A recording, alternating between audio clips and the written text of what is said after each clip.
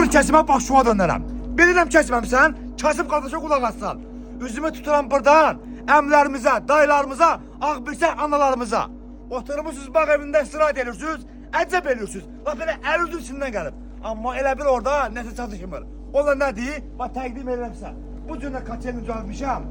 Gözəl anam, gözəl bacılarım, gözəl əmlərim. Amma mən bəyənə gəlmir, nə başına dönərəm. Bax üstümə başıma gününə bax yine. Kraşkadan bax bir dəqiqə çıxmışam. Ayağımın gününə bax, üstümə bax. Amma mən bu əziyyətimi yerdə qoymuyorum. Başına dönərəm. Sizə maddi dərdə heç istəmirəm. Mənəvi və dəstək olur. Səsimlə batımı. Bax başına dönərəm. Bax qəşəng baba stol da var. Oturmuşsan. Çayın bax burada, bax çay burada. Şikartın burada. Ayağı da qoy, ayağımsa istirahət elədin ha. Əgər heç şeyə getmək lazımdır. Profildə nömrəm var. Birbaşa mənə çıx əlaqəyə. Birbaşa da gətirim sənin ünvanla. Allah sənə ömür versin. Allah sənə can sağlığı versin. Bəni takip et. Minnətdaram.